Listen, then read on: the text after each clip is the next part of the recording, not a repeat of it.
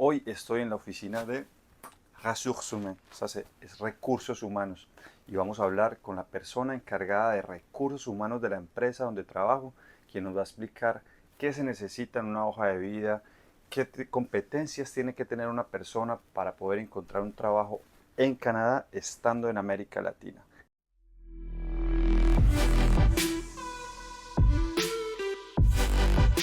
Chantal y nos va a hablar de todo lo que necesitamos para poder ser contratados en una empresa de Canadá.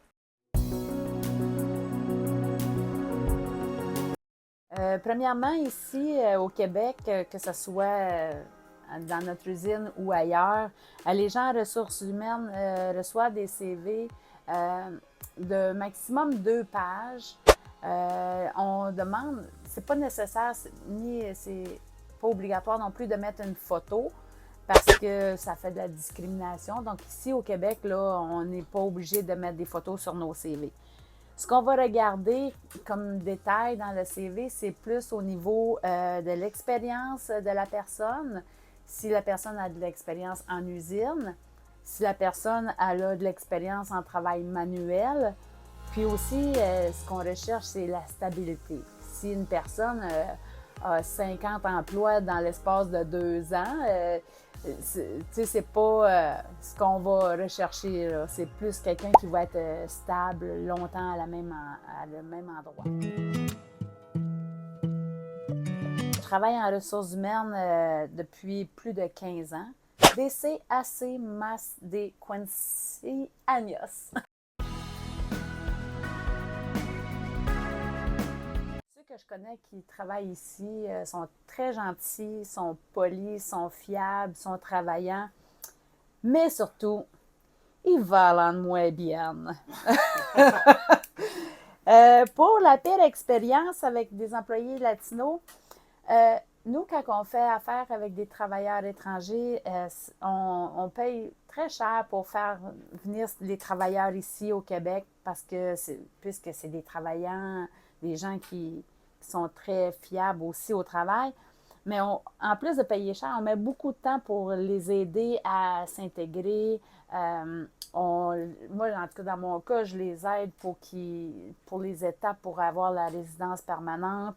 Je les aide aussi à ce qu'ils s'adaptent au climat, à l'environnement, aux activités sociales, ces choses-là. Donc, ce qui est déplaisant, c'est quand un travailleur étranger ne respecte pas son contrat puis qu'ils partent avant là, la fin de leur contrat. Ça nous met dans le trouble beaucoup. Donc, c'est ce que je trouve le plus décevant. Pour ce qui est du niveau professionnel, ça dépend du type d'emploi que vous recherchez. Quand on recherche on appelle ça des CNP dans les 95 puis les 96, ça, c'est des emplois où le niveau de scolarité est moins élevé. Donc, ça peut être un secondaire 3, secondaire 4. Mais quand on applique pour des emplois comme superviseur ou autre, à ce moment-là, ça va prendre des études, de l'expérience aussi dans le domaine de la supervision, mais aussi, si c'est pour postuler dans des emplois au Canada en général, c'est sûr que si la personne parle anglais, c'est un atout. Au Québec, de plus en plus, ils vont demander que la personne soit capable d'avoir un français de base, qu'il soit capable de se faire comprendre un peu. Mais il y a aussi des cours de francisation qui se donnent. Donc, mais c'est sûr, comme nous, ici, dans notre entreprise, on a la chance d'avoir des gens comme Esteban qui peut faire la traduction. Donc, on en a des gens qui parlent seulement qu'espagnol, mais avec les applications à cette heure qu'on a sur nos téléphones, on est capable de traduire et de se comprendre. Mais c'est un atout d'être capable de parler soit français ou anglais. Là. Conseil pour trouver un travail dans une entreprise canadienne, la seule la place que je peux vous référer, c'est vraiment là, d'aller sur le site de Immigration Canada, où ce que là, ils vont donner vraiment tous les détails, les étapes une par une à suivre pour pouvoir venir travailler au Canada. Sinon, il y a toujours des agences de recrutement, donc mais faire attention avec ces agences-là. Donc, mais je vous souhaite bonne chance, puis j'espère un jour de pouvoir vous voir au Canada.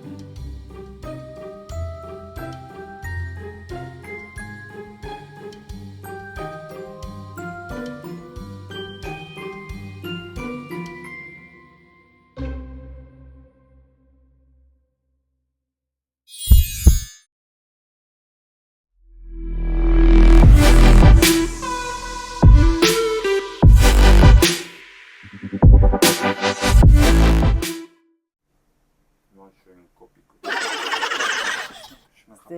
Si, qu'est-ce que je regarde sur un site? Mais... Ouais,